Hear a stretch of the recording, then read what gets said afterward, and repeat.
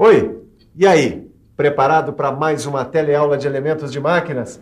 Então se liga que hoje nós vamos ver mais alguns elementos de apoio, os mancais e os rolamentos. Vamos nessa? A gente vai estudar os mancais examinando a sua classificação. Depois, a gente vai fundo nos rolamentos, verificando as suas características e a sua classificação, além da classificação dos seus elementos rolantes. Mancais e rolamentos são fundamentais para qualquer um que se interesse por mecânica. Por isso, olho nessa teleaula. Você vai ver como funcionam esses elementos lá dentro das máquinas.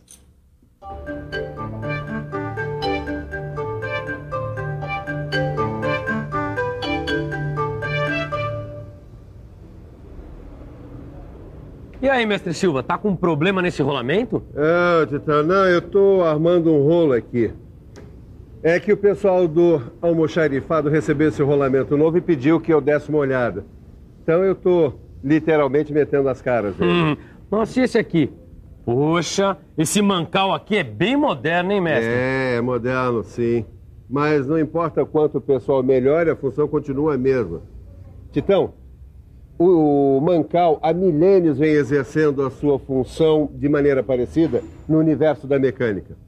Você sabe, tanto o rolamento quanto o mancal exercem a mesma função, ou seja, são elementos de apoio. Oh, mas espera aí, você falou milênios? É, há pelo menos 3.000 anos que o mancal vem fazendo sucesso na parada. Ô, louco, hein? Essa eu queria ver. 3.000 anos atrás e já existia o mancal. É, já existia sim. Bom, para ver isso não precisa estudar história, não. É só você dar uma olhada num desses carros de boi que existem até hoje, funcionando com os mancais de 3.000 anos atrás.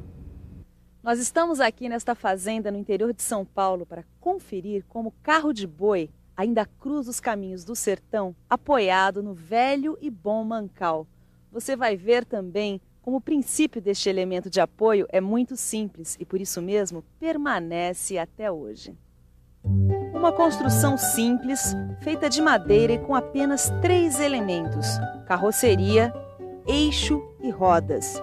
Este é o carro de boi, tanto de ontem como de hoje, porque ele não mudou ao longo da história. O seu eixo ainda é fixado na carroceria por 2 pedaços de madeira, que lhe servem de guia. Nas pontas dos eixos ficam as rodas, que apoiam o próprio eixo. Esses 2 pedaços de madeira que fixam o eixo e as rodas são os mancais do carro de boi. Para você que estuda mecânica na cidade, nós vamos dar uma definição de mancal diretamente do campo. Mancal é simplesmente um suporte ou uma guia em que se apoia um eixo. Agora acontece que o contato entre o eixo e o mancal sempre foi problema, Titão. No contato entre a superfície do mancal e a superfície do eixo, ocorre o que a gente chama de atrito. Olha, muito bem. Pois é isso mesmo, é o atrito. O problema, Titão, continua o mesmo. Só que hoje em dia a gente tem elementos que atenuam esse atrito. Elementos tais como Não seria a bucha, mestre Silva? Tô gostando de ver, hein? Pois é, voltando ao que eu estava dizendo. Dependendo do tipo de aplicação, existe um tipo específico de mancal. Como assim, mestre? Não entendi.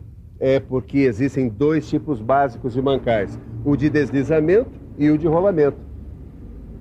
Vamos dar uma conferida no mancal de deslizamento para você entender direitinho como é a questão. Para entender como funciona o mancal de deslizamento é que nós estamos aqui nesta oficina do Senai. Professor João, por favor, o que é e para que serve um mancal de deslizamento? Bem, um mancal de deslizamento é um mancal com uma bucha fixada no suporte. Ele é usado em máquinas pesadas ou em equipamentos de baixa rotação. Por que equipamentos de baixa rotação? Porque a baixa velocidade evita o superaquecimento dos componentes expostos ao atrito. E se eu precisar de um mancal com maior velocidade? Bem, nesse caso, para uma maior velocidade e atrito menor, o mais indicado é usar um mancal de rolamento. Vamos ver agora o que é um mancal de rolamento.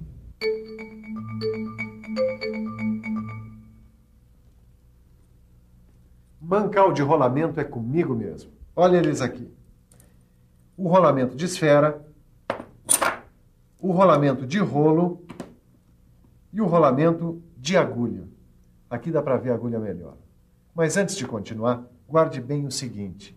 Geralmente, os eixos das máquinas giram apoiados em alguma superfície do furo.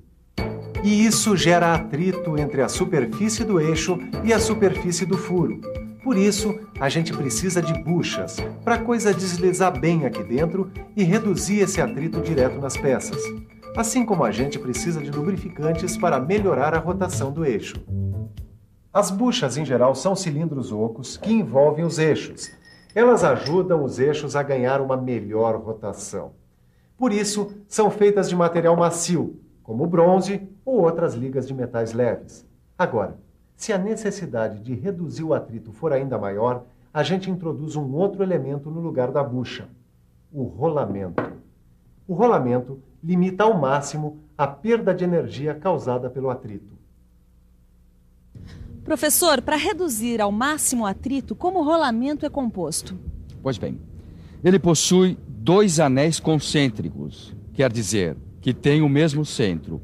E entre esses anéis é que vão os elementos rolantes, que podem ser esferas, roletes ou agulhas. Vamos conferir agora cada um desses 3 elementos rolantes por dentro. Esse é um rolamento de esfera. Você vê aí o anel externo, o anel interno, o canal do anel interno, também chamado de górne. Vê a górne do anel externo, o porta-esferas e as esferas. O mancal é fixado justamente neste anel externo, enquanto o anel interno é fixado diretamente no eixo. Mestre Silva, vamos supor que eu tenha um eixo e quero fixar um rolamento nele. Como é que eu faço? Titão, as dimensões e as características dos rolamentos são indicadas pelas normas técnicas. Mas como é que eu vou saber quais os tipos de rolamentos que existem no mercado? Bom, aí nesse caso, meu caro Tito, você vai ter que consultar o catálogo dos fabricantes. Olha, quer ver uma coisa? Por exemplo, nesse catálogo aqui de rolamentos, você vai encontrar todas as informações sobre os rolamentos. Que características são essas aqui? As características dos rolamentos são as seguintes. Preste bastante atenção. São 4 características, 4 especificações que definem todos os rolamentos. O diâmetro externo, que você vê aí, representado pela letra D maiúscula. O diâmetro interno, que é o D minúsculo. O raio de arredondamento, o R maiúsculo. E a largura, que a gente indica com a letra L maiúscula. A normalização dos rolamentos é feita a partir do diâmetro interior, certo? Certo. Porque aí você já fica sabendo se o rolamento vai servir no eixo ou não. Certo, mas quais são as medidas de diâmetro que a gente encontra? Para cada diâmetro, Titão, existem 3 séries de rolamentos. Isso, aí você complicou. Complicou coisa nenhuma, Titão. Presta atenção. Não importa o tamanho do diâmetro interno, você encontra rolamentos da série leve, média ou pesada.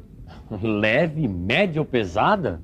É claro que para cargas pequenas, você vai usar os rolamentos da série leve. Agora, para cargas maiores, nós vamos usar rolamentos da série média ou pesada, dependendo, é claro, do peso da carga.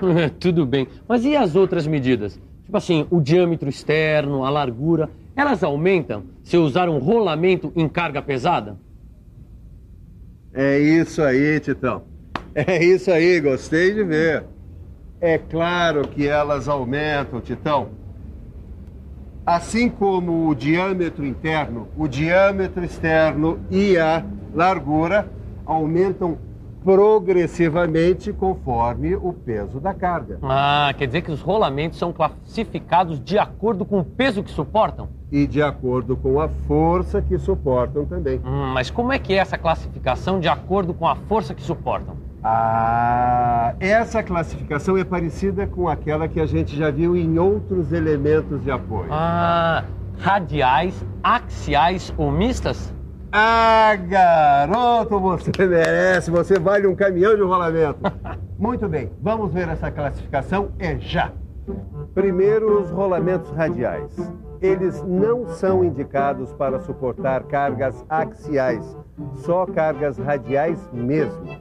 Esses rolamentos impedem o deslocamento no sentido transversal ao eixo. Segundo, os rolamentos axiais. Eles não são indicados para suportar cargas radiais, só axiais mesmo. Esses rolamentos impedem o deslocamento no sentido axial, quer dizer, longitudinal ao eixo. Terceiro, os rolamentos mistos. Eles suportam tanto a carga axial quanto a radial e impedem o deslocamento nos dois sentidos, transversal ou longitudinal. Agora, Silva, para que serve um e para que serve outro tipo de rolamento? Ah, Titão, tem uma infinidade de rolamentos aí no mercado. É rolamento para... Você quer ver uma coisa? É rolamento para máquina agrícola, é rolamento para motor elétrico, para ferramenta, para compressor, construção naval. Rapaz, aí varia muito. Varia muito mesmo, viu? Poxa, Silva, eu adorei esse nosso novo assunto, rolamentos. Eu vou para casa e vou dar uma boa estudada no livro de estudos. É bom mesmo porque tem muita coisa ainda para aprender. Principalmente os elementos rolantes que vão dentro dos rolamentos e que a gente ainda não aprendeu. O professor vai nos mostrar agora os tipos de elementos rolantes que vão dentro de cada rolamento. Por favor. Esse aqui é o rolamento com elementos rolantes de esfera. Essas esferas permitem que ele trabalhe em rotações mais elevadas. Esse aqui é o de rolo. Os corpos rolantes aqui são formados por cilindros, por rolos cônicos ou barriletes. Esses rolamentos suportam cargas maiores, mas a velocidades menores. Esse aqui é o de agulhas. Os corpos rolantes aqui são de diâmetro pequeno e comprimento grande. São usados em mecanismos oscilantes, onde a carga não é constante e o espaço radial é limitado. Pois muito bem. Você viu agora o que pode e o que não pode fazer com os vários tipos de rolamentos. Agora, alguém já te falou nas vantagens e desvantagens de usar um ou outro tipo? Hã? Então eu vou contar para você algumas delas. As principais vantagens do uso de rolamentos são o menor atrito e o menor aquecimento que eles causam, a baixa exigência de lubrificação, a intercambiabilidade internacional, ou seja, a facilidade de reposição em qualquer país. O rolamento também não desgasta o eixo e provoca um pequeno aumento da folga durante sua vida útil. Agora, as desvantagens. Os rolamentos têm maior sensibilidade aos choques, têm maiores custos de fabricação, sua tolerância é pequena para a carcaça e o alojamento do eixo. Eles não suportam cargas tão elevadas como os mancais de deslizamento e ocupam maior espaço radial. Agora sim, você já está em condições de se virar sozinho quando o assunto for mancais e rolamentos, desde que você pegue seu livro, estude a lição e faça os exercícios. Aí sim, tudo vai rolar direitinho para o seu lado. Agora, fique com a revisão de tudo que você aprendeu hoje. E atenção, se liga aí que é a hora da revisão. Na nossa teleaula de hoje, a gente estudou mais alguns elementos de apoio, os mancais e rolamentos. Você viu as principais características e a classificação desses elementos e estudou mais de perto como funcionam os seus elementos rolantes. Meu amigo, pode ir se preparando que na próxima teleaula a gente vai estudar com muito mais profundidade ainda os rolamentos. Agora é correr para o seu livro e rachar, se preparar bem para a nossa próxima teleaula. Até lá!